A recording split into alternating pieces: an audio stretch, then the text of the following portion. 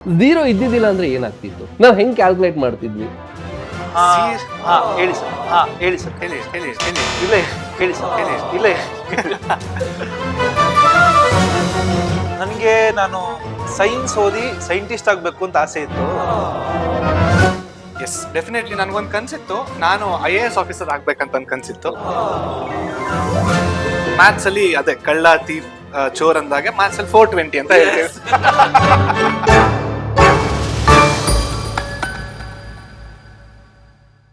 Hi hello ನಮಸ್ಕಾರ ಗೆಳೆಯರೆ, ನಿಮ್ಗೆಲ್ರಿಗೂ ಪರೀಕ್ಷೆ ಕಟ್ಟೆಗೆ ಆತ್ಮೀಯವಾದ ಸ್ವಾಗತ. ಪ್ರತಿಯೊಂದು ಪ್ರಯಾಣ ಒಂದು ಪ್ರಶ್ನೆಯಿಂದ ಆರಂಭ ಆಗುತ್ತೆ. ಅದ್ರಲ್ಲಿ ಗೆಲುವಿರುತ್ತೆ, ಸೋಲಿರುತ್ತೆ, ಆದರೆ ನಿಲ್ಲೋದು ಮಾತ್ರ ಆಯ್ಕೆ ಆಗೇ ಇರೋದಿಲ್ಲ. ಒಬ್ಬೊಬ್ಬರ ಜೀವನದಲ್ಲಿ ಸಾಕಷ್ಟು ತಿರುವುಗಳು ಬರುತ್ತೆ, ಆದರೆ ಒಂದು ತಿರುವು ಅವ್ರ ಜೀವನನೇ ಬದಲಾಯಿಸಿರುತ್ತೆ. ಸೊ ಈ ಪರೀಕ್ಷೆ ಕಟ್ಟೆಯಲ್ಲಿ ನಾವು ಫಲಿತಾಂಶದ ಬಗ್ಗೆ ಮಾತಾಡ್ತಿಲ್ಲ, ಅವ್ರ ಪ್ರಯಾಣದ ಬಗ್ಗೆ ಮಾತಾಡ್ತಾ ಇದೀವಿ. ಸೊ ಪರೀಕ್ಷೆ is one stop solution for SSLC, PUC, KCT exam preparations. ಬನ್ನಿ ನಮ್ ಜೊತೆ ಇವತ್ತು ಯಾರಿದ್ದಾರೆ ಅಂತ ನೋಡೋಣ. ಬ್ಲಾಕ್ ಬೋರ್ಡ್ ಮೇಲೆ ಪ್ರಾಬ್ಲಮ್ಸ್ ಇರುತ್ತೆ, ಆದ್ರೆ ಇವ್ರ ಕ್ಲಾಸಲ್ಲಿ ಭಯ ಅನ್ನೋದೇ ಇರಲ್ಲ. ಮ್ಯಾಥ್ಸ್ಗೆ ಮೀನಿಂಗ್ ಕೊಡೋ ಅಂತ ನಮ್ಮ ಕಿಶೋರ್ ಸರ್, ಸ್ಲೋ ಸ್ಟೂಡೆಂಟ್ಸ್ ನ ಕಾನ್ಫಿಡೆನ್ಸ್ ಸ್ಟೂಡೆಂಟ್ಸ್ ಆಗಿ ಚೇಂಜ್ ಮಾಡಿ ಮ್ಯಾಥ್ಸ್ ನ ಈಸಿಯಾಗಿ ಹೇಳ್ಕೊಟ್ಟಿರುವಂತಹ ನಮ್ಮ Karthik sir. Yes sir. So ನಿಮ್ಮಿಬ್ಬರಿಗೂ ಈ ಪರೀಕ್ಷೆ ಕಟ್ಟಿಗೆ ಆತ್ಮೀಯವಾದ ಸ್ವಾಗತ. ಸೊ ನಿಮ್ಮಿಬ್ಬರಲ್ಲಿ ಫಸ್ಟ್ ಕಿಶೋರ್ ಸರ್, ನಿಮ್ಗೆ ನನ್ನ ಮೊದಲನೇ ಪ್ರಶ್ನೆ ಏನು ಅಂತಂದ್ರೆ, ಸೊ ಇವಾಗ ಎಷ್ಟೋ ಜನ ಮಕ್ಕಳಿಗೆ ಮ್ಯಾಥ್ಸ್ ಅಂದ್ರೆ ತುಂಬಾ ಭಯ. ಸೊ ನಿಮ್ಗೆ ನಿಮ್ ಚೈಲ್ಡ್ಹುಡ್ ಅಲ್ಲಿ, ನಿಮ್ ಸ್ಕೂಲ್ ಡೇಸ್ ಅಲ್ಲಿ ಮ್ಯಾಥ್ಸ್ ಅಂದ್ರೆ ಭಯ ಇತ್ತಾ ಅಂತ? ನನ್ ಚೈಲ್ಡ್ಹುಡ್ ಅಲ್ಲಿ ಪ್ರಾಬಬ್ಲಿ ನಂಗೆ ಒಳ್ಳೆ ಟೀಚರ್ ಸಿಕ್ಕಿದ್ರು ಅನ್ಸುತ್ತೆ. ನನ್ಗೆ ಆತರ ಭಯ ಅಂತ ಇರ್ಲಿಲ್ಲ, ಸ್ವಲ್ಪ ಕನ್ಫ್ಯೂಷನ್ಸ್ ಆಗ್ತಾ ಇತ್ತು. ಬಟ್ ಬರ್ತಾ ಬರ್ತಾ ಬರ್ತಾ ನನಗೆ ತುಂಬಾ ಒಳ್ಳೆ ಟೀಚರ್ ಸಿಕ್ಕಿದ್ರು. ಹಾಗಾಗಿ ನನ್ಗೆ ಜ್ಞಾಪಕಿರೋ ತನಕ ಮ್ಯಾಥ್ಸ್ ತುಂಬಾ ಕಷ್ಟ ಅಥವಾ ಭಯ ಅಂತ ನನ್ಗೆ ಯಾವತ್ತೂ ಅನ್ಸಿದ್ದಿಲ್ಲ.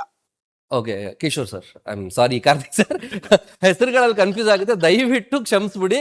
ಕೆ ಜೊತೆಲಿ ಕೂತಿದ್ದಾರೆ Karthik sir, sorry Kishore sir and Karthik sir, ಇವಾಗಲೂ ಕನ್ಫ್ಯೂಸ್ ಕಾರ್ತಿಕ್ ಸರ್, ನಿಮ್ಗೆ ಮ್ಯಾಥ್ಸ್ ಅಂದ್ರೆ ಭಯ ಇತ್ತಾ? ನೀವ್ ಯಾವತ್ತಾದ್ರೂ ಅನ್ಕೊಂಡಿದ್ರ ಚಿಕ್ಕ ವಯಸ್ಸಲ್ಲಿ ನಾನು ಲೈಕ್ ಮುಂದೆ ಹೋಗಿ ಮ್ಯಾಥ್ಸ್ ಟೀಚರ್ ಆಗ್ತೀನಿ ಅಂತ ಹೇಳ್ಬಿಟ್ಟು? ಓಕೆ, ಫಸ್ಟ್ ಆಫ್ ಆಲ್ ನನಗೆ ಮ್ಯಾಥ್ಸ್ ಅಂದ್ರೆ ಭಯ ಇರ್ಲಿಲ್ಲ. ಮ್ಯಾಥ್ಸ್ ಅಂದ್ರೆ ನಂಗೆ ಭಯ ಇರ್ಲಿಲ್ಲ. ಬಟ್ ನಾನು ಒಂದ್ ಸ್ಟೇಜ್ ಅಲ್ಲಿ 6th to 7th ಸ್ಟೇಜ್ ಅಲ್ಲಿ ಈ ಫ್ರಾಕ್ಷನ್ಸ್, ಅಡಿಷನ್ ಮತ್ತೆ ಸಬ್ಟ್ರಾಕ್ಷನ್ ಇತ್ತಲ್ವಾ, ಸಖತ್ ಕನ್ಫ್ಯೂಷನ್ ಆಗ್ತಾ ಇತ್ತು ನನಗೆ. ಸೊ ಅದರಿಂದ ನಾನೇ ಕಲ್ತ್ಬಿಟ್ಟು ಸರಿ ಮಾಡಿಸ್ಕೊಂಡೆ ಅದನ್ನ. ಸೊ ನಾನು ಟೀಚರ್ ಆಗ್ತೀನ ಅಂತ ಅನ್ಕೊಂಡಿದ್ನ ಖಂಡಿತವಾಗ್ಲೂ ಇಲ್ಲ, ನಾನು ಟೀಚರ್ ಆಗ್ತೀನಿ ಅಂತ ಅನ್ಕೊಂಡಿರ್ಲಿಲ್ಲ. ಸೊ ಎಸ್ ಸರ್, ಅದೇ ಕ್ವಶನ್ ಮುಂದುವರಿಸ್ತೀನಿ.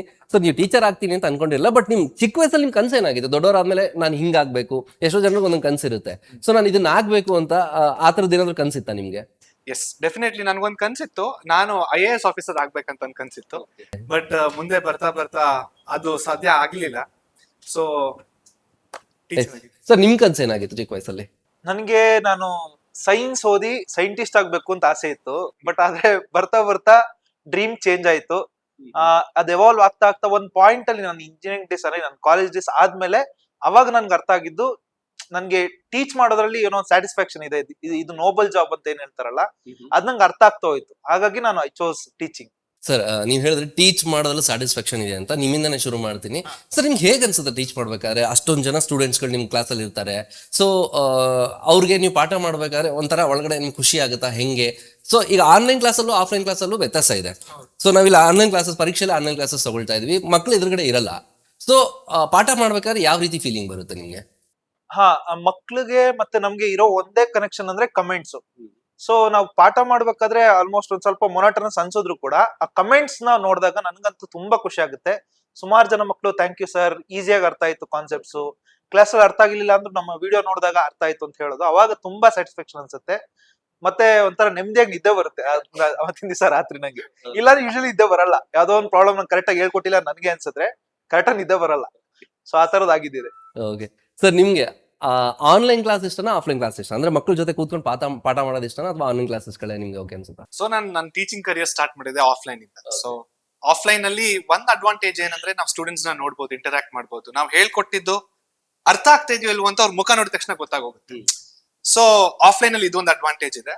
ಬಟ್ ಆಫ್ಲೈನ್ ಅಲ್ಲಿ ಒಂದ್ ಡಿಸ್ಅಡ್ವಾಂಟೇಜ್ ಏನಂದ್ರೆ ರೀಚ್ ತುಂಬಾ ಕಡಿಮೆ ಇದೆ. ಸೊ ನೀವು ಮ್ಯಾಕ್ಸಿಮಮ್ ಒಂದ್ ಕ್ಲಾಸ್ ಅಲ್ಲಿ 100 ಜನ ಕುತ್ಕೊಳ್ಬಹುದು, 100 ಜನಕ್ಕೆ ನಾವು ಹೇಳ್ಕೊಡ್ತೀವಿ.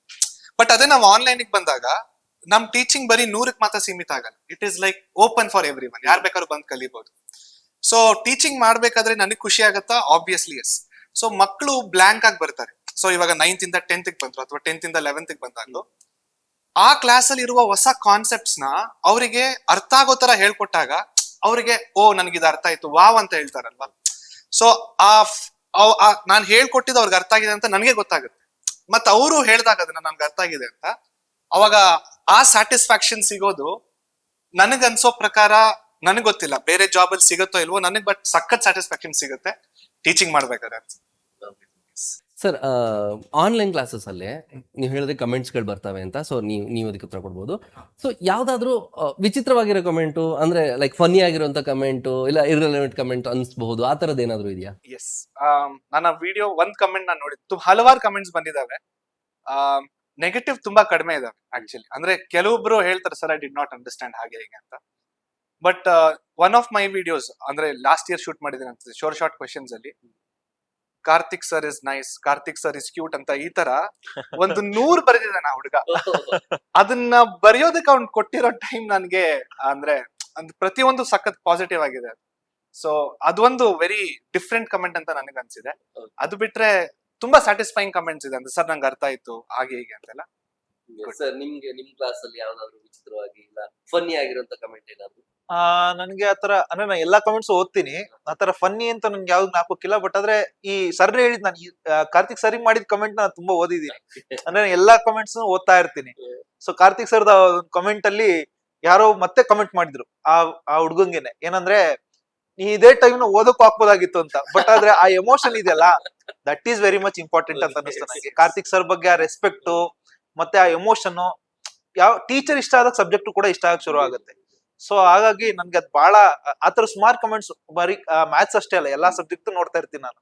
ಸೊ ತುಂಬಾ ಖುಷಿ ಆಗುತ್ತೆ ಅದನ್ನಂತೂ ನೋಡಿದಾಗಂತೂ. ಸೊ ಟೀಚರ್ ಇಷ್ಟ ಆದ್ರೆ ಮ್ಯಾಥ್ಸ್ ಇಷ್ಟ ಆಗುತ್ತೆ ಅಂತ ಹೇಳ್ತೀರಾ. ಸೊ ಎಷ್ಟು ಕಷ್ಟ ಅನ್ಸ್ಬೋದು ಸರ್ ಮ್ಯಾಥ್ಸ್ ಮಕ್ಕಳಿಗೆ? ಇತ್ತೀಚಿನ ದಿನಗಳಲ್ಲಿ ಓದೋಕೆ ಮಕ್ಕಳು ತುಂಬಾ ಲೈಕ್ ಹೆಂಗೆ ಅಂದ್ರೆ ಓದೋದಕ್ಕೆ ತುಂಬಾ ಟೈಮ್ ಕೊಡ್ತಾರೆ, ತುಂಬಾ ಸ್ಟ್ರೆಸ್ ತಗೊಳ್ತಾ ಇದ್ದಾರೆ. ಸೊ ಅದನ್ನ ಈಸಿಯಾಗಿ ಅಥವಾ ಸ್ಟ್ರೆಸ್ ತಗೊಳ್ದೆ ಮಕ್ಕಳಿಗೆ ಏನಾದ್ರು ಒಂದು ಟಿಪ್ ಕೊಡೋಕ್ಕಾಗುತ್ತೆ ಸರ್ ಕಾರ್ತಿಕ್ ಸರ್? ಸೊ ಮಕ್ಕಳಿಗೆ ಇಲ್ಲಿ ಏನ್ ಕಷ್ಟ ಆಗತ್ತೆ ಅಂದ್ರೆ ಮ್ಯಾಥ್ಸ್ ಅಲ್ಲಿ ಕ್ವಶನ್ ಕೊಡ್ತಾರೆ. ಸ್ಕೂಲಲ್ಲಿ ಏನಾಗುತ್ತೆ ಅಂತ ಹೇಳ್ತೀನಿ ಫಸ್ಟ್ ಆಫ್ ಆಲ್. ಸೊ ಸ್ಕೂಲಲ್ಲಿ ಒಂದು ಪ್ರೆಷರ್ ಇರುತ್ತೆ ನನಗೆ ಸರ್, ಏನಂತ ಅಂದ್ರೆ ಸಿಲೆಬಸ್ ಬೇಗ ಕಂಪ್ಲೀಟ್ ಮಾಡ್ಬೇಕು, ಮಕ್ಕಳು ಒಳ್ಳೆ ಮಾರ್ಕ್ಸ್ ಸ್ಕೋರ್ ಮಾಡ್ಬೇಕು. So teachers they are doing good job, ನಾನು ಇಲ್ಲ ಅಂತ ಹೇಳ್ತಾ ಇಲ್ಲ. ಬಟ್ ಒಂದ್ ಸ್ವಲ್ಪ ಹರಿ ಮಾಡ್ತಾರೆ, ಮತ್ತೆ ಬೇಕಾಗಿರುವಂತ ಪಾಯಿಂಟ್ಸ್ ಅನ್ನ ಹೇಳೋದಿಲ್ಲ. ಸೊ ಒನ್ ಎಕ್ಸಾಂಪಲ್ ಕೊಡ್ಬೇಕಂದ್ರೆ ಸ್ಕ್ವೇರಿಂಗ್ ಆನ್ ಬೋತ್ ಸೈಡ್ಸ್ ಅಂತ ಹೇಳ್ತಾರೆ. ಯಾಕೆ ನಾವು ಸ್ಕ್ವೇರ್ ಮಾಡ್ತಾ ಇದೀವಿ ಅಂತ ಹೇಳ್ಬೇಕು. ಸೊ ಪ್ರತಿ ಒಂದು ಸ್ಟೆಪ್ ಹಿಂದೆ ಒಂದು ಲಾಜಿಕ್ ಇರುತ್ತೆ. ನಾವ್ ಯಾವಾಗ ಆ ಲಾಜಿಕ್ ನ ಓಪನ್ ಮಾಡಿ ಮಕ್ಕಳ ಮುಂದೆ ಇಡ್ತೀವೋ ಅವ್ರಿಗೆ ಅರ್ಥ ಆಗುತ್ತೆ, ಓಕೆ ಈ ಸ್ಟೆಪ್ ನಾವು ಏನಕ್ಕೆ ಮಾಡ್ತಾ ಇದೀವಿ ಅಂದ್ರೆ ಈ ತರ ನಮಗ್ ಬರ್ಬೇಕು ಮುಂದಕ್ಕೆ ಅಂತ. ಸೊ ಈ ಲಾಜಿಕ್ ಯಾವಾಗ ಅರ್ಥ ಆಗ್ತಾ ಹೋಗತ್ತಲ್ವಾ ಸ್ಟೂಡೆಂಟ್ಸ್ಗೆ, ಅವ್ರಿಗೆ ಆ ಸಬ್ಜೆಕ್ಟ್ ಇಷ್ಟ ಆಗ್ತಾ ಹೋಗುತ್ತೆ. ಸೊ ಇಷ್ಟ ಆಗ್ತಾ ಇದ್ದಂಗೆನೆ ಆಬ್ವಿಯಸ್ಲಿ ಅವ್ರು ಮ್ಯಾಥ್ಸ್ ಒಳ್ಳೆ ಮಾರ್ಕ್ಸ್ ಸ್ಕೋರ್ ಮಾಡೇ ಮಾಡ್ತಾರೆ. ಮತ್ತೆ ಇನ್ನೊಂದು, ನಮ್ಮ ಪರೀಕ್ಷೆಯಲ್ಲಿ ನಾವೇನ್ ಮಾಡ್ತಾ ಇದೀವಿ ಅಂದ್ರೆ, ಸೊ ಸ್ಕೂಲಲ್ಲಿ ಎಲ್ಲರೂ ಇಂಗ್ಲಿಷ್ ಅಲ್ಲಿ ಜಾಸ್ತಿ ಹೇಳ್ತಾರೆ. ಸೊ ಇಂಗ್ಲಿಷ್ ಮೀಡಿಯಂ ಇರೋದ್ರಿಂದ ಅವ್ರು ಆ ಲ್ಯಾಂಗ್ವೇಜ್ ಮಾತ್ರ ಸ್ಟಿಕ್ ಆಗ್ತಾರೆ.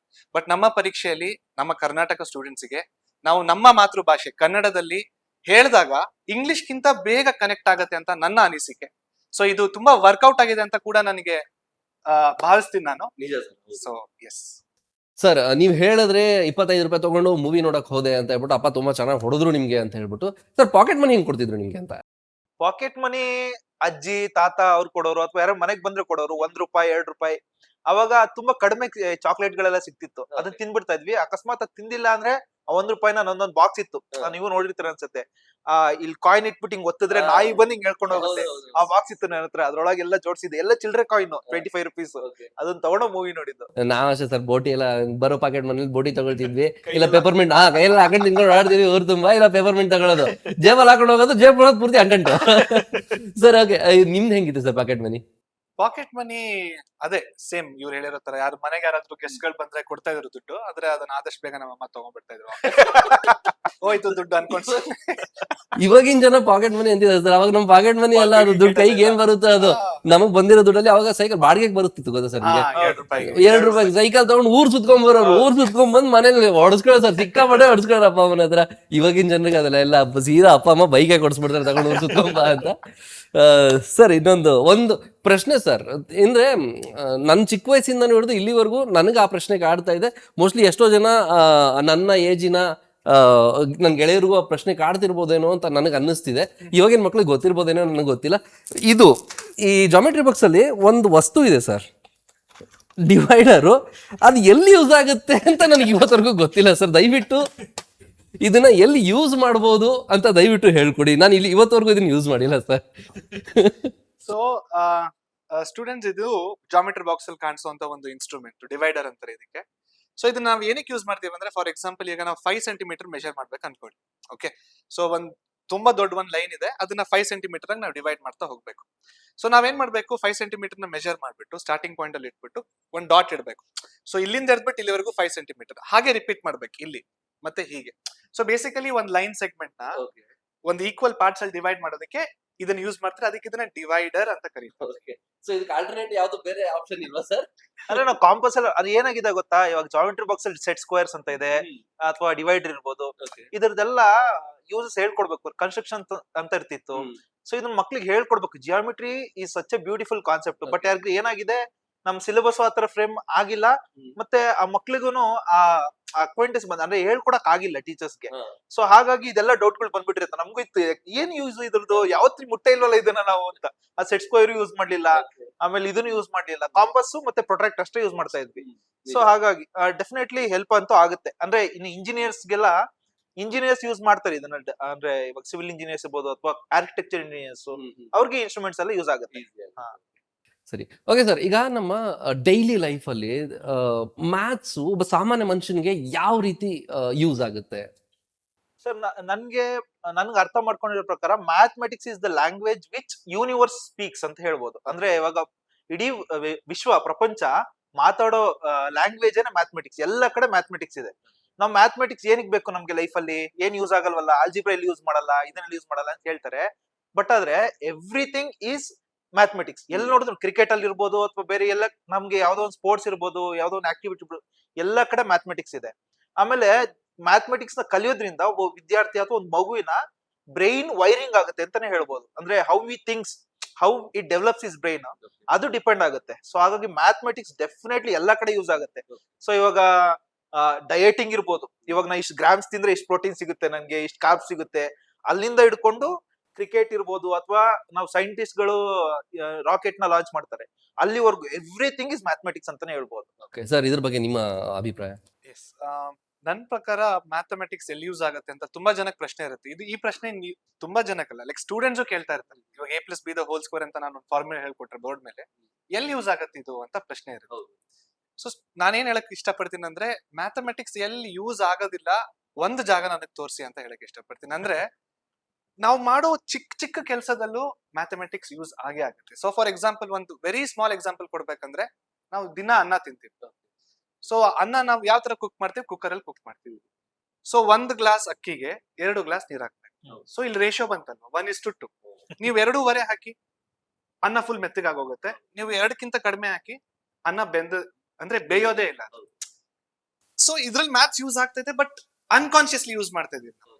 ಸೊ ನಾವು ಅಷ್ಟೇ, ಎಲ್ಲರೂ ಕೂಡ ಅಷ್ಟೇ, ನಮ್ ಪ್ರತಿ ದಿನ ಲೈಫ್ ಅಲ್ಲಿ ನಾವು ಯಾವ ಆಕ್ಟಿವಿಟೀಸ್ ಮಾಡ್ತೀವೋ ಅಲ್ಲಿ ಮ್ಯಾಥ್ಸ್ ನಾವ್ ಯೂಸ್ ಮಾಡ್ತಾ ಇದೀವಿ, ಬಟ್ ನಮ್ಗೆ ಗೊತ್ತಾಗ್ತಿಲ್ಲ. ಸೊ ಯಾವಾಗ ನಾವು ಮ್ಯಾಥಮೆಟಿಕ್ಸ್ ನ ಕಲಿತೀವೋ ಮತ್ತೆ ಇದನ್ನ ನಾವು ಯೋಚನೆ ಮಾಡ್ತೀವಲ್ಲ, ಎಲ್ಲಿ ಯೂಸ್ ಮಾಡ್ತಾ ಇದೀವಿ ನಾವು ಅಂತ, ಅವಾಗ ನಮ್ಗೆ ಗೊತ್ತಾಗ್ತಾ ಹೋಗುತ್ತೆ, ಓಕೆ ನಾವ್ ಇಲ್ಲಿ ಯೂಸ್ ಮಾಡ್ತಾ ಇದೀವಿ. ಸೊ ಇದು ತುಂಬಾ, ಯಾಕಂದ್ರೆ ಒಂಥರ ಮೀನಿಂಗ್ಫುಲ್ ಪ್ರಶ್ನೆ ಆಗಿದೆ ಸರ್. ಎಷ್ಟೋ ಜನರಿಗೆ ಗೊತ್ತಿಲ್ಲ, ಅವ್ರ ಮ್ಯಾಥ್ಸ್ ಅಂದ್ರೆ ಬರೀ ಪುಸ್ತಕದಲ್ಲಿ ಇರುತ್ತೆ, ಇಲ್ಲ ನಮ್ದು ಸ್ಕೂಲ್ ಮುಗೀತು, ಕಾಲೇಜ್ ಮುಗೀತು ಅಂದ್ರೆ ಮ್ಯಾಥ್ಸ್ ಅಲ್ಲಿ ಯೂಸ್ ಆಗಲ್ಲ, ಏನಕ್ಕೆ ಮ್ಯಾಥ್ಸ್ ಯೂಸ್ ಅಂತ ಎಷ್ಟೋ ಜನರು ಕೆಲವು ಪ್ರಶ್ನೆ ಇರಬಹುದೇನೋ. ಬಟ್ ಎಲ್ಲ ಅವ್ರ ಜೀವನದಲ್ಲಿ ಪ್ರತಿಯೊಂದು ಕೆಲಸದಲ್ಲೂ ಮ್ಯಾಥ್ಸ್ ಇದೆ ಅಂತ ಎಷ್ಟೋ ಜನರಿಗೆ ಗೊತ್ತಿಲ್ಲ. Yes, thank you so much, ಇದ್ರ ಬಗ್ಗೆ ನೀವು ಡೀಟೇಲ್ ಆಗಿ ಹೇಳ್ಕೊಟ್ಟಿದ್ದಕ್ಕೆ. ಚೆನ್ನಾಗಿ ಕಲ್ತ್ಕೊಳ್ಳೋದ್ರಿಂದ sir, we can build nations, we can build our state in a better way. ಅಂದ್ರೆ ಇವಾಗ ನಾವು ಕಲಿತಾ ನಮ್ಮ ಥಿಂಕಿಂಗ್ ಹೆಂಗಾಗುತ್ತೆ ಅಂದ್ರೆ it will be very scientific. ನಾವು ಸೈಂಟಿಫಿಕ್ ಆಗಿ ಯೋಚನೆ ಮಾಡಕ್ ಶುರು ಮಾಡ್ತೀವಿ, ಎಲ್ಲಾದನ್ನು ಸೈಂಟಿಫಿಕ್ ಆಗಿ ಅರ್ಥ ಮಾಡ್ಕೊಳ್ತೀವಿ, ಸೊ ಅಪ್ಲೈ ಮಾಡ್ತೀವಿ ಕಲ್ತಿರೋದನ್ನ. ಹಂಗಾದಾಗ ನಮ್ ಲೈಫೇ ಬೆಟರ್ ಆಗುತ್ತೆ, ನಮ್ಮ ಸೊಸೈಟಿನೂ ಬೆಟರ್ ಆಗುತ್ತೆ. ಸೊ ಹಂಗಂದ್ರೆ ನಾವು ಮ್ಯಾಥಮೆಟಿಕ್ಸ್ ಕಲಿಯೋದ್ರಿಂದ ಬರೀ ನಾವು ಮಾತ್ರ ಇಂಪ್ರೂವ್ ಆಗಲ್ಲ, ನೇಷನ್ ಇಂಪ್ರೂವ್ ಆಗುತ್ತೆ ಅಂತ ಹೇಳಿ ಸರ್. ಖಂಡಿತ, ಇದು ತುಂಬಾ ವ್ಯಾಲಿಡ್ ಮಾತು ಸರ್. ಸರ್, ಇವಾಗ ಒಂದು ಸಣ್ಣ ಫನಿ ಆಗಿರೋ ಒಂದು ಪ್ರಶ್ನೆ ಕೇಳ್ತೀನಿ ಸರ್, ನಿಮ್ಮಿಬ್ರಲ್ಲಿ ಯಾರು ಉತ್ತರ ಕೊಡ್ತಿರೋ ನೀವೇ ಯೋಚನೆ ಮಾಡಿ. ಸರ್, ಇವಾಗ ಎಕ್ಸಾಂಪಲ್, ಒಬ್ಬ ಕಳ್ಳ ಸರ್, ಕನ್ನಡದಲ್ಲಿ ಒಬ್ಬ ಏನೋ ಒಂದು ಕದ್ಕೊಂಡು ಹೋದ ಅಂದ್ರೆ ನಾವು ಕಳ್ಳ ಅಂತ ಕೂಗ್ತೀವಿ, ಇಂಗ್ಲಿಷಲ್ಲಿ ತೀಫ್ ಅಂತೀವಿ, ಹಿಂದಿಲಿ ಚೋರ್ ಅಂತೀವಿ, ಮ್ಯಾಥ್ಸ್ ಅಲ್ಲಿ ಏನಂತೀವಿ ಸರ್? ಫೈಂಡ್ ದ ಎಕ್ಸ್ ಅನ್ಬೋದಾ? ಈ ಜೋಕ್ ನಾನು ಚಿಕ್ಕ ವಯಸ್ಸಲ್ಲಿ ಕೇಳಿದೆ ಸರ್. ಹಂಗಾರೆ ನೀವ್ ಆನ್ಸರ್ ಮಾಡಿ. ಇಲ್ಲ, ಕಾರ್ತಿಕ್ ಸರ್ ಹೇಳ್ತಾರೆ. ಏನ್ ಸರ್? ಅದೇ ಚಿಕ್ಕ ವಯಸ್ಸಲ್ಲಿ ಕೇಳಿರುವಂತ ಜೋಕ್ ಇದು. ಮ್ಯಾಥ್ಸ್ ಅಲ್ಲಿ ಅದೇ ಕಳ್ಳ ತೀಫ್ ಚೋರ್ ಅಂದಾಗ ಮ್ಯಾಥ್ಸ್ ಅಲ್ಲಿ 420 ಅಂತ ಹೇಳ್ತೀವಿ. 420 420 ಅಂತ ಹೇಳ್ತೀವಿ. ಕಿಶೋರ್ ಸರ್, ಸ್ಕೂಲ್ ಡೇಸ್ ಅಲ್ಲಿ ನೀವು ಯಾವ ತರ ಸ್ಟೂಡೆಂಟ್ ಆಗಿದ್ರೆ? ಅಂದ್ರೆ ಇಂಟೆಲಿಜೆಂಟ್ ಆಗಿದ್ರ ಅಥವಾ ಬ್ಯಾಕ್ ಬೆಂಚರ್ ಆಗಿದ್ರ? ಓದೋದ್ರಲ್ಲಿ ಯಾವ ರೀತಿ ಇದ್ರಿ ನೀವು? ಬ್ಯಾಕ್ ಬೆಂಚ್ ಅಲ್ಲಿರೋ ಸ್ವಲ್ಪ ಇಂಟೆಲಿಜೆಂಟ್ ಹುಡುಗ ಅಂತ ಹೇಳ್ಬೋದು. ಓಕೆ, ಮಧ್ಯದಲ್ಲಿ ಏನ್ ಸ್ವಲ್ಪ ಹಾ, ಒಂದ್ ಸ್ವಲ್ಪ ಅಷ್ಟು ಮಧ್ಯದಲ್ಲಿ ಹಿಂದಂತೂ ತುಂಬಾ ಹೋಗಿಲ್ಲ. ಹಿಂದಕ್ಕೆ ಹೋಗಿ ತುಂಬಾ ಮುಂದಕ್ಕಂತೂ ಬರ್ಲೇ ಇಲ್ಲ. ಸೊ ಎರಡೂ ಮಾಡ್ತಾ ಇದ್ದೆ ನಾನು. ಅಂದ್ರೆ ನಾನು 9th ವರೆಗೂ ಓದ್ಲೇ ಇಲ್ಲ. ಅಂದ್ರೆ ಓದೋದು ಅಂದ್ರೆ 70, 65, 75 ಮ್ಯಾಕ್ಸ್ ಟು ಮ್ಯಾಕ್ಸ್ 75 ಅಷ್ಟೇ ಪರ್ಸೆಂಟೇಜ್ ಹೇಳ್ತಾ ಇರೋದು. ಮಕ್ಕಳೇ 75 ಸರದು. ಐ ಮೀನ್ ಪರ್ಸೆಂಟೇಜ್ ಹೇಳ್ಬಾರ್ದು, ಬಟ್ 9th ವರೆಗೂ ಅಷ್ಟೇ ಓದ್ತಾ ಇದ್ದಿದ್ದು. ಬಟ್ ಆದ್ರೆ ಹೋಗ್ತಾ ಹೋಗ್ತಾ 10th ಬಂದಾಗ ಸೀರಿಯಸ್ ಆಗ್ಬಿಡ್ತಾ ಇದ್ದೆ ನಾನು. ಎಲ್ಲಿ ಓದ್ಬೇಕು ಅಂತ ಗೊತ್ತಿತ್ತು ನಂಗೆ. ಆ ಮೂಮೆಂಟ್ ಅಲ್ಲಿ ತುಂಬಾ ಚೆನ್ನಾಗಿ ಓದ್ತಾ ಇದ್ದೆ. ಬಟ್ ತುಂಬಾ ತರಲೆ ಅಂತೂ ಮಾಡ್ತಾ ಇದ್ದೆ ನಾನು. ಮನೆಯಲ್ಲಿ ಇರ್ಬೋದು, ಸ್ಕೂಲಲ್ಲಿ ಇರ್ಬೋದು, ಟೀಚರ್ಸ್ ಒಂಥರ ಯಾವಾಗ್ಲೂ ಸಿಟ್ ಮಾಡ್ಕೊಳ್ಳೋರು ನನ್ ಕಂಡ್ರೆ. ಆ ತರ ಹುಡುಗ ನಾನು. ಒಂಥರ ತುಂಬಾ ಯಾವತ್ತು ಸೀರಿಯಸ್ ಹುಡುಗ, ಓದೋ ಹುಡುಗ ಆತರ ಆಗಿರ್ಲಿಲ್ಲ. ಬಟ್ 10th ಬಂದ ಒಳ್ಳೆ ಚೆನ್ನಾಗಿ ಓದಿ ಒಳ್ಳೆ ಸ್ಕೋರ್ ಅಂತೂ ಮಾಡಿದೆ. ಸರ್ ನೀವ್ ಹೇಗಿದ್ರಿ ಸ್ಕೂಲ್ ಡೇಸ್ ಅಲ್ಲಿ? ಸ್ಕೂಲ್ ಡೇಸ್ ಅಲ್ಲಿ ನಾನು ಅಷ್ಟೇ, ನಾನು ಬ್ಯಾಕ್ ಬೆಂಚರೇ. ಸೊ ಬ್ಯಾಕ್ ಬೆಂಚ್ ಅಲ್ಲಿ ಇದ್ರೂ ಕೂಡ ಅದೇ ಈ 10th ಬಂದಾಗ ಸ್ವಲ್ಪ ಸೀರಿಯಸ್ ಆಗಿದ್ದು, ಅವಾಗ ಸ್ವಲ್ಪ ಮಿಡಲ್ ಬೆಂಚಿಗೆ ಬಂದೆ. ಸೊ ಅದಾದ್ಮೇಲೆ ಮತ್ತೆ ಇನ್ನೊಂದೇನಂದ್ರೆ, ನಾನ್ ನಾಟಿ ಆಗಿದ್ನ ಇನ್ನೋಸೆಂಟ್ ಆಗಿದ್ನ ಅಂತ ಕೇಳಿದಾಗ, ನಾನು ಆಕ್ಚುಲಿ ನಾಟಿ, ಬಟ್ ನನ್ನ ಫೇಸ್ ತುಂಬಾ ಇನ್ನೋಸೆಂಟ್ ಆಗಿದೆ. ನಾನು ಏನೇ ಕೆಲಸ ಮಾಡಿದ್ರು ಇವಾಗ್ಲೂ ಸೊ ನಾನು ಏನೇ ಅಂದ್ರೆ ಕಿರ್ಚೋದಾಗಿರ್ಬೋದು, ಒಡೆಯೋದಾಗಿರ್ಬೋದು ಮಾಡಿದ್ರುನು ಇವ್ನ್ ಮಾಡಿರಕ್ಕಿಲ್ಲ, ಇನ್ನೊಬ್ಬ ಯಾರೋ ಮಾಡಿರ್ಬೇಕು ಅಂತ. ಸೊ ಅಷ್ಟು ಅಂದ್ರೆ ಇವಾಗ ಚಿಕ್ಕ ವಯಸ್ಸಲ್ಲಿರ್ಬೇಕು ಇನ್ನೂ ತುಂಬಾ ಇನ್ನೋಸೆಂಟ್ ಆಗಿ ಕಾಣಿಸ್ತಾರೆ. ತುಂಬಾ ಅಮಾಯಕರು. ಸರ್ ನೀವ್ ಹೇಳಿದ್ರೆ ತರ್ಲೆ ಆಗಿದ್ವಿ ನಾನು ತುಂಬಾ ಅಂತ. ಸರ್ ತರ್ಲೆ ಅಂದ್ರೆ ಯಾವ ರೀತಿ ಸರ್? ಅಂದ್ರೆ ನಾವು ಚಿಕ್ಕ ವಯಸ್ಸಲ್ಲಿ ಸ್ಕೂಲಲ್ಲಿ ಇರ್ಬೇಕಾದ್ರೆ ನಾವು ಲೈಕ್ ನಮ್ ಸ್ಕೂಲ್ ಡೇಸ್ ಸ್ವಲ್ಪ ಬೇರೆ ತರನೇ ಇತ್ತು. ನಮ್ಗೆ ಹಿಂದ್ಗಡೆ ಡೋರ್ ಇಂದ ಓಡೋಗೋದು, ಆಯ್ತಾ, ಫ್ರೆಂಡ್ಸ್ ಗಳನ್ನ ಆಚೆ ಕರಿಯೋದು, ಸೊ ಆ ತರದೆಲ್ಲ ತರ್ಲೆ ಮಾಡ್ತಿದ್ವಿ. ಕ್ಲಾಸ್ ಬಂಕ್ ಮಾಡ್ಬಿಡ್ತಿದ್ವಿ. ಸೊ ಇಂಟ್ರೋಲ್ ಬ್ಲಾಕ್ ಅಲ್ಲಿ ಹೊಟ್ಟೋದ್ವಿ ಅಂದ್ರೆ ಮತ್ತೆ ವಾಪಸ್ ಬರ್ತಾನೆ ಇರಲಿಲ್ಲ. ಹೊಟ್ಟೆ ನೋವು ಅನ್ಕೊಂಡು ಮನೆಗೆ ಹೊಟ್ಟೋಗ್ಬಿಡ್ತಿದ್ವಿ. ಸೊ ನೀವ್ ಯಾವ ತರ ತರಲೆ ಆಗಿದ್ರಿ ಸರ್? ಇದೆಲ್ಲ ಆಲ್ಮೋಸ್ಟ್ ಇದು ಮಾಡಿದೀನಿ. ಕ್ಲಾಸಿನ ಹೊರಗಡೆ ಹೋಗ್ತಾ ಇರ್ಲಿಲ್ಲ ನಾನು. ಅಂದ್ರೆ ಕ್ಲಾಸಿನ ಹೊರಗಡೆ ಹೋಗ್ತೀನಿ, ಸ್ಕೂಲ್ ಬಿಟ್ಟೆಲ್ಲ ಹೋಗ್ತಾ ಇರ್ಲಿಲ್ಲ. ಬಟ್ ಜಗಳ ಮಾಡೋದು ಫ್ರೆಂಡ್ಸ್ ಜೊತೆ, ಆಮೇಲೆ ಪಿಟಿ ಕ್ಲಾಸ್ ಬಿಟ್ಟಿಲ್ಲ ಅಂತ ಹೇಳಿ ಟೀಚರ್ ಹತ್ರ ಆರ್ಗ್ಯೂ ಮಾಡೋದು. ಆಮೇಲೆ ಈ ತರ ಸುಮಾರು ಒಂದ್ಸರ್ತಿ ಏನಾಗಿತ್ತು ಅಂದ್ರೆ, ನಾನು ಸ್ಕೂಲ್ ಅಂದ್ರೆ ನಾನು 6th ಅನ್ಸುತ್ತೆ ಅವಾಗ ಕೇರ್ ಆಫ್ ಫುಟ್ಪಾತ್ ಅಂತ ಒಂದು ಫಿಲಂ ಬಂದಿತ್ತು. ಸೊ ನನ್ನ ಹತ್ರ ಒಂದು 25 ರೂಪೀಸ್ ನಾನು ಜೋಡ್ಸಿಟ್ಟಿದ್ದೆ, ಆಯ್ತಾ. ನಾ ಅಪ್ಪಂಗೆ ಹೇಳ್ದೆ ತಗೊಂಡ್ ಹೋಗ್ಬಿಟ್ಟಿದೀನಿ. ನಾ ಅಪ್ಪಂಗ ಅದ್ ಯಾವ ಸಿನಿಮಾ ಅಂತ ಗೊತ್ತಿಲ್ಲ. ಅವ್ರ ಏನ್ ಮಾಡಿದ್ರು, ಯಾವ ಸಿನಿಮಾಗೆ ಹೋಗಿನ ಅಂತ ಗೊತ್ತಿಲ್ಲ, ಇನ್ನು ಚಿಕ್ಕ ಹುಡುಗ ಬೇರೆ ಇವ್ನು, ಸುಮ್ನೆ ಹೋಗ್ಬಿಟ್ಟಿ, ನಾ ಒಬ್ನೇ ಹೋಗಿದ್ದೀನಿ. ಸೊ ಮನೆಗ್ ಬರ್ತೀನಿ, ನಮ್ಮಪ್ಪ ಪೊಲೀಸ್ ಬೇರೆ ಲಾಠಿ ಹಿಡ್ಕೊಂಡ್ ಕಾಯ್ತಾ ಇದ್ರೆ, ಬಂದಿದ ತಕ್ಷಣ ಬಿತ್ತು ಒದೆಗಳು. ಲೈಫಲ್ಲಿ ಮರೆಯಕ್ಕಾಗಲ್ಲ ಆ ಒದೆಗಳಂತೂ. ಸರ್ ನೀವ್ ಹೇಗಿದ್ರಿ? ನಾಟಿ ಆಗಿದ್ರಿ ಅಂದ್ರೆ ಅಷ್ಟು ನಾಟಿ ಆಗಿರ್ಲಿಲ್ಲ, ಇನ್ನೋಸೆಂಟ್ ಫೇಸ್ ಅಂದ್ರೆ, ಸೊ ಅಷ್ಟು ತರಲೆ ಮಾಡಿರ್ಲಿಲ್ಲ ಅಂತ ನಾನು ಅನ್ಕೋತೀನಿ ನೀವು. ಆ ಸ್ಕೂಲಲ್ಲಿ ಸ್ವಲ್ಪ ಕಡಿಮೆನೆ, ಮನೇಲಿ ಸ್ವಲ್ಪ ಜಾಸ್ತಿ ತರಲೆ ಮಾಡ್ತಾ ಇದ್ದೆ. ಸೊ ನನ್ನ ಸುಧಾರಿಸುವಷ್ಟರಲ್ಲಿ ನಮ್ಮಮ್ಮ ಸುಸ್ತಾಗ್ಬಿಡ್ತಾ ಇದ್ರು. ಸ್ಕೂಲಲ್ಲಿ ಅಂದ್ರೆ ಅಷ್ಟೊಂದೇನಿರ್ಲಿಲ್ಲ. ನಾನ್ ಜಾಸ್ತಿ ಬ್ಯಾಂಡ್ ಸೆಟ್ ಇತ್ತು ನಮ್ ಸ್ಕೂಲಲ್ಲಿ. ಸೊ ನಾನು ಬ್ಯಾಂಡ್ ಸೆಟ್ ಅಲ್ಲಿ ಇದ್ದೆ. ಹಾಗೆ ಕೆಲವು ಕಲ್ಚರಲ್ ಆಕ್ಟಿವಿಟೀಸ್ ಅಲ್ಲೆಲ್ಲ ಪರ್ಫಾರ್ಮ್ ಮಾಡ್ತಾ ಇದ್ದೆ. ಸೊ ತರಲೆ ಮಾಡಿದೀನಿ, ಬಟ್ ಅಷ್ಟೊಂದ್ ಜಾಸ್ತಿ. ಸೊ ಏನ್ ಇಂಟ್ರೆಸ್ಟಿಂಗ್ ಆಗಿ ಅಂದ್ರೆ ಓದನ್ನ ಬಿಟ್ಟು ಬೇರೆ ಏನ್ ಇಂಟ್ರೆಸ್ಟಿಂಗ್ ನಿಮ್ಗೆ ಇದ್ರಲ್ಲಿ? ಲೈಕ್ ಕೆಲವರು ಕ್ರಿಕೆಟ್ ಇಷ್ಟ ಇರುತ್ತೆ, ಕೆಲವೊಬ್ರಿಗೆ ಹೊರಗಡೆ ಟ್ರೆಕಿಂಗ್ ಹೋಗ್ಬೇಕು ಅಂತ ಇಷ್ಟ ಇರುತ್ತೆ. ಆ ಟೈಮಲ್ಲಿ ಅಂದ್ರೆ ಬೆಟ್ಟಕ್ಕೆ ಓಡಾಡ್ತಿದ್ವಿ, ಬೆಟ್ಟದ ಮೇಲೆಲ್ಲ ಸುತ್ತಾಡ್ಕೊಂಡ್ ಬರ್ತಿದ್ವಿ. ನಾವು ಈ ಹುಳಗಳನ್ನೆಲ್ಲ ಹಿಡ್ಕೊಂಡು ಏನೋ ಪೆಟ್ಟಿಗೆಲ್ಲ ಹಾಕೊಂಡು ತಗೊಂಡ್ ಬರ್ತಿದ್ವಿ. ಆ ತರ ಸುತ್ತಾಡ್ತಿದ್ವಿ, ಗಾಳಿಪಟ ಆಡ್ಸೋದು. ಸೊ ನಿಮ್ಗೆ ಏನ್ ಇಷ್ಟವಾಗಿರುವಂತ ಆಟ ಆಗಿತ್ತು ಸರ್ ಆ ಟೈಮಲ್ಲಿ? ಸೊ ಅವಾಗ ಈಗ ಗೊತ್ತಿಲ್ಲ, ಆಟ ನಾನು ಹೇಳಿದ್ರೆ ನಿಮ್ಗೆಲ್ಲ ಅರ್ಥ ಆಗುತ್ತೋ ಇಲ್ವೋ ಅಂತ. ಆದ್ರೆ ಅದು ರಾಜ ಕಳ್ಳ ಅಂತ ಹೇಳ್ತಾರೆ, ಒಂದ್ ಆಟ ಇದೆ. ಅದೊಂದು ಕಲ್ಗಳನ್ನ ಕಲ್ ಜೊತೆ ಆಟ ಆಡೋದು ಒಂದು ಆಟ ಅದಿತ್ತು. ಲಗೋರಿ ಆಟ ಆಡ್ತಿದ್ವಿ ಜಾಸ್ತಿ. ಮತ್ತೆ ಚೂಚೆಂಡು, ಕ್ರಿಕೆಟ್ ತುಂಬಾ ಇಷ್ಟ ಇತ್ತು. ಸ್ಕೂಲ್ ನಾನು ಏನಕ್ಕೆ ತುಂಬಾ ಅಂದ್ರೆ ಸ್ಕೂಲ್ಗೆ ಹೋಗಕ್ಕೆ ಯಾಕೆ ಸಖತ್ ಇಂಟ್ರೆಸ್ಟೆಡ್ ಆಗಿದೆ ಅಂದ್ರೆ, ಒಂದು ಆರ್ಟ್ ಅಂಡ್ ಕ್ರಾಫ್ಟ್ ಕ್ಲಾಸ್, ಅದ್ರಲ್ಲಿ ಸಖತ್ ಫ್ರೀ ಆಗಿರ್ತೀವಿ, ಮತ್ತೆ ನಾವ್ ಏನ್ ಬೇಕಾದ್ರೂ ಕಟ್ ಮಾಡ್ಬೋದು. ಇನ್ನೊಂದು NIE ಕ್ಲಾಸ್ ಅಂತ ಇತ್ತು ನಮ್ಗೆ, ಅಂದ್ರೆ ನ್ಯೂಸ್ ಪೇಪರ್ ಇನ್ ಎಜುಕೇಶನ್ ಅಂತ. ಸೊ ಆ ನ್ಯೂಸ್ ಪೇಪರ್ ಇಂದ ಪ್ರತಿದಿನ ಒಬ್ರು ಯಾರಾದ್ರೂ ವಾಲಂಟಿಯರ್ ಬಂದ್ಬಿಟ್ಟು ಹೇಳ್ಕೊಡ್ತಾ ಇದ್ರು, ಮ್ಯಾಜಿಕ್ ತೋರಿಸ್ತಾ ಇದ್ರು, ಹಾಗೆ ಹೀಗೆ. ಸೊ ಇದೆಲ್ಲ ಆಸ್ಪೆಕ್ಟ್ಸ್ ಗಳು ಸ್ಕೂಲಿಗೆ ನನಗೆ ಹೋಗಕ್ಕೆ ಎಂಕರೇಜ್ ಮಾಡ್ತಾ ಇತ್ತು. ಅಂದ್ರೆ ಇವತ್ತು ಇದಿದೆ, ಇವತ್ತು ಅದಿದೆ, PT ಕ್ಲಾಸಸ್ ಎಲ್ಲ. ಸೊ ಸರ್ ನಿಮ್ಮ ಫೇವರಿಟ್ ಗೇಮ್ ಏನಾಗಿತ್ತು ಸರ್? ಅಂದ್ರೆ ನಮ್ಗೆ ಸ್ವಲ್ಪ ಕ್ಲಾಸಿಕ್ ಗೇಮ್ಗಳಿಗಿಂತ ಸ್ವಲ್ಪ ಈ ಲೋಕಲ್ ಗೇಮ್ಗಳೇ ಇಷ್ಟ. ಅಂದ್ರೆ ಇವಾಗ ಅದೇ ಸರಿ ಹೇಳಿದ್ರಲ್ಲ, ಅದನ್ನ ನಮ್ಮಲ್ಲಿ ಬಚ್ಚೆ ಅಂತ ಕರಿತೀವಿ. ಕಲ್ಲು ಎಸೆಯೋದು ಮತ್ತೆ ಅದು ಕೊಡಿಯೋದು. ಅದ್ರಲ್ಲಿ ಈ ಗೇಣ್ ಅಂತ ಟಚ್ ಮಾಡ್ಸಿದ್ರೆ ಅವಾಗ ನಾವು ಗೆದ್ವಿ ಅಂತ. ಅದಕ್ಕೆ ಬೆಳ್ಳಿ ಹಿಡ್ಕೊಂಡು ಎಳಿತಾ ಇದ್ವಿ ಅದೇ ಮುಟ್ತಾ ಇರ್ಲಿಲ್ಲ, ಹಿಡ್ಕೊಂಡು ಎಳಿ. ಆ ತರ ಗೇಮ್ಗಳು. ಆಮೇಲೆ ಗಿಲ್ಲಿದಾಂಡು ನಮ್ಮ ಅಪ್ಪ ಯಾವಾಗ್ಲೂ ಬಯೋರು, ಯಾಕಂದ್ರೆ ಕಣ್ಣಿಗೆ ಬಿದ್ಬಿಡುತ್ತೆ, ಅದು ಹೇಟ್ ಆಗುತ್ತೆ ಅಂತ. ಒಂದ್ ದಿವಸ ಗಿಲ್ಲಿದಾಂಡು ಆಡ್ತಾ ಹಿಂದೆಯಿಂದ ನಮ್ಮ ಅಪ್ಪ ಬಂದು ನಿಂತ್ಬಿಟ್ಟಿದ್ದಾರೆ, ನಂಗೆ ಗೊತ್ತೇ ಆಗಿಲ್ಲ. ತಲೆ ಮೇಲೆ ಹೊಡೆದು ಯಾರಾದ್ರು ನೋಡು ನಮ್ಮ ಅಪ್ಪ. ಆತರ ಸುಮಾರು ಆತರ ಗೇಮ್ಗಳು. ಆಮೇಲೆ ಹ್ಯಾಂಡ್ ಟೆನ್ನಿಸ್ ಅಂತ ಆಡ್ತಿದ್ವಿ ಬಾಲಲ್ಲಿ. ನೈಟ್ ಎಲ್ಲ ಆಡೋದು, 10:30, 11 ಗಂಟೆ, 12 ಗಂಟೆ. ಆ ಫೆಡ್ಲಿ ಒಂಥರ ಹ್ಯಾಲೋಜನ್ ಲೈಟ್ ಗಳು ಇರ್ತಿತ್ತಲ್ಲ, ಅದ್ರ ಕೆಳಗೆ ನೈಟ್ ಎಲ್ಲ ಆಡ್ತಾ ಇದ್ವಿ 11:30, 12 ಗಂಟೆವರೆಗೂ. ಆಮೇಲೆ 10th ಬಂದ್ಮೇಲೆ ಆಬ್ವಿಯಸ್ಲಿ ಆತರ ಗೇಮ್ ಅಂತ ಆಡಿದ್ ಕಡಿಮೆ. ನಮ್ ಜನರೇಷನ್ ಹೆಂಗೆ ಅಂದ್ರೆ, from telephone to smart phone full transition ಏನಿತ್ತಲ್ಲ ಅದು ನಮ್ ಜನರೇಷನ್ ನೋಡಿದ್ವಿ ನಾವು. ಸರ್ ಇವಾಗ ನಾವು ಚಿಕ್ಕದಾಗ ಒಂದು ರ್ಯಾಪಿಡ್ ಫೈರ್ ಕ್ವಶನ್ ಶುರು ಮಾಡೋಣ. ಅಂದ್ರೆ ನಾನು ಶಬ್ದ ಹೇಳ್ತೀನಿ, ಆ ಶಬ್ದ ಕೇಳಿದ ಕೂಡಲೇ ತಕ್ಷಣ ನಿಮ್ಮ ಮೈಂಡ್ಗೆ ಏನ್ ಬರುತ್ತೋ ಅದನ್ನ ಹೇಳ್ಬೇಕು ನೀವು. Okay, PT class, maths class, homework.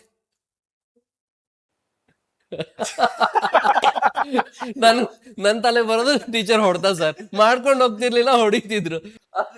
Homework may be burden ಅಂತ ಅನ್ಸುತ್ತೆ. Okay, lunch break. PT period ಅಂದ್ರೆ ಲಂಚ್ ಬೇಗ ಮುಗಿಸ್ಕೊಂಡು ಹೋಗ್ಬಿಡೋದು ಆಟ ಆಡಕ್ಕೆ. ಹಾ, ಸೊ ಅದಕ್ಕೆ PT ಅಂತಾನೆ ಕರಿಬಹುದು. Okay. Friends. One of the reasons to go to school. S.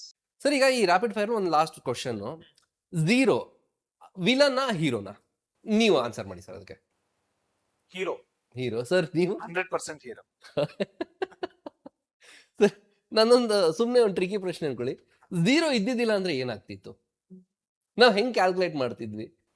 ಹಾ ಹೇಳಿ ಸರ್. ಹೇಳಿ. ಇಲ್ಲ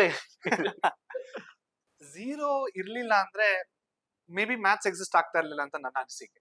so zero is very greatest contribution for mathematics from India. Aryabhata ಅವ್ರು ಕಂಡಿಡ್ದಿರೋದು ಅದನ್ನ. ಸೊ ಅದಿಲ್ಲ ಅಂದ್ರೆ ಮ್ಯಾಥ್ಸ್ ಇರ್ತಾ ಇರ್ಲಿಲ್ಲ. ಸೊ ಝೀರೋ ನಾನು ಯಾಕೆ ಹೀರೋ ಅಂತ ಕರೆದೆ ಅಂದ್ರೆ ಎಲ್ಲ ಹೀರೋಗಳು ಝೀರೋ ಇಂದಾನೆ ಸ್ಟಾರ್ಟ್ ಮಾಡಿರ್ತಾರೆ. ಹೌದು. So that is why zero is actually. ನಿಮ್ದೇನಾದ್ರು ಬೇರೆ ಆನ್ಸರ್ ಇದೆಯಾ ಸರ್? ಇಲ್ಲ, ಅದೇ ಲೈನ್ಸ್ ಅಲ್ಲೇ ಇತ್ತು, ಎಲ್ಲ ಕೂಡ ಝೀರೋ ಇಂದ ಸ್ಟಾರ್ಟ್ ಮಾಡೋದು. ಸೊ ಹೀರೋ ಆಗ್ಬೇಕು ಅಂದ್ರೆ ಝೀರೋ ನೆಸೆಸಿಟಿ. ಝೀರೋ ಅಂದ್ರೆ ನೀವು ಹೀರೋ ಅಂತ ಹೇಳಿದ್ರಿ, ಬಟ್ ಎಲ್ಲಾ ಸ್ಕೂಲ್ಗಳಲ್ಲೂ ಟೀಚರ್ಗಳು ಮಕ್ಳಿಗೆ ಬೈಬೇಕಾದ್ರೆ ನೀನ್ ಝೀರೋ ಕಣೋ ಅಂತ ಬೈತಾರೆ, ಯಾಕೆ? ಆ ಝೀರೋ ಇಂದಾನೆ ಹೀರೋ ಆಗ್ಲಿ ಅಂತ ಹೇಳ್ತಿರ್ತಾರೆ ಅವ್ರು, encourage ಮಾಡಕ್ಕೆ. ಎಸ್ ಕಾರ್ತಿಕ್ ಸರ್, ಈ ಪ್ರಶ್ನೆ ನಿಮ್ಗೆ. ಪರೀಕ್ಷೆಯಲ್ಲಿ ನಿಮ್ಮ ಮೊದಲನೇ ಆನ್ಲೈನ್ ಕ್ಲಾಸ್ ಅಂದ್ರೆ ಮಕ್ಕಳಿಲ್ದೇನೆ ಪಾಠ ಮಾಡಿರುವಂತ ಮೊದಲನೇ ಕ್ಲಾಸು ಮತ್ತೆ ಇವತ್ತು ಮಾಡ್ತಿರೋಂತ ಆನ್ಲೈನ್ ಕ್ಲಾಸು ಎಷ್ಟು ವ್ಯತ್ಯಾಸ ಇದೆ? ಹೇಗೆ ಅನ್ನಿಸ್ತಿದೆ ನಿಮ್ಗೆ? ಮಕ್ಕಳ ಜೊತೆ ಬಾಂಡಿಂಗ್ ಹೇಗಿದೆ ಸರ್?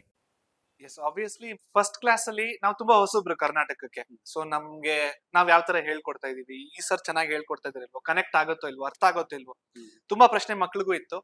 ಸೊ ನಾನ್ ಕಂಪೇರ್ ಮಾಡೋದಾದ್ರೆ ನನ್ನ ಫಸ್ಟ್ ಕ್ಲಾಸು ಮತ್ತೆ ಲೇಟೆಸ್ಟ್ ಕ್ಲಾಸ್ ನ ಚೇಂಜ್ ಆಗಿರೋದು ಏನು ಅಂದ್ರೆ, ಒಂದು ಫಸ್ಟ್ ಆಫ್ ಆಲ್ ನಾನು ಸ್ವಲ್ಪ ದಪ್ಪ ಆಗಿದ್ದೀನಿ. ಅದನ್ನ ಬಿಟ್ರೆ ನನ್ನ ಬಾಡಿ ಲ್ಯಾಂಗ್ವೇಜ್ ಸ್ವಲ್ಪ ಇಂಪ್ರೂವ್ ಆಗಿದೆ. ಟೀಚಿಂಗ್ ನ ನೋಡಿದ್ರೆ ನಾನು ಸೇಮ್ ಇದೆ ಟೀಚಿಂಗ್, ಬಟ್ ಬಾಡಿ ಲ್ಯಾಂಗ್ವೇಜ್ ಮತ್ತೆ ಆಡಿಯನ್ಸ್ ಕನೆಕ್ಟ್ ಆಗೋದು ಯಾವ ತರ ಅಂತ. ಸೊ ನಾನು ಮೊದಲನೇ ಲೈವ್ ಕ್ಲಾಸ್ ಪರೀಕ್ಷೆಯಲ್ಲಿ ಮಾಡಿರೋದು ಎಷ್ಟು 7 ಜನ ಇದ್ರು ಕಾನ್ಕರೆಂಟ್ ವ್ಯೂವರ್ಸ್ ಅಷ್ಟೇ. ಅವಾಗ ಅಂದ್ರೆ 7 ಜನ ನನ್ನ ನೋಡ್ತಾ ಇದ್ರು. ಸೊ ಆ 7 ಜನ ನೋಡ್ಬಿಟ್ಟೆ ನಂಗೆ ಭಯ ಆಗ್ತಾ ಇತ್ತು. ಸೊ ನನ್ನ ಲೇಟೆಸ್ಟ್ SSLC ಮಾಡಿರೋದು ಅಂದ್ರೆ ನಾನು ಮ್ಯಾಥ್ಸ್ ಮ್ಯಾರಥಾನ್ ಮಾಡಿದ್ದೆ ಲೇಟೆಸ್ಟ್ ಆಗಿ. ಸೊ ಅದ್ರ ಜೊತೆ ಕಿಶೋರ್ ಸರ್ ಜೊತೆನೂ ನಾನು ಲೈವ್ ಕ್ಲಾಸಸ್ ಮಾಡಿದ್ದೀನಿ. ಸೊ ತುಂಬಾ ಜನ ಸ್ಟೂಡೆಂಟ್ಸ್ ಬಂದಿದ್ದಾರೆ. ಅವಾಗ ಲೈಕ್ ಗ್ರೋತ್ ತುಂಬಾ ಎಕ್ಸ್ಪೋನೆನ್ಷಿಯಲ್ ಆಗಿದೆ ಅಂತ ಹೇಳಕ್ ಇಷ್ಟಪಡ್ತೀನಿ.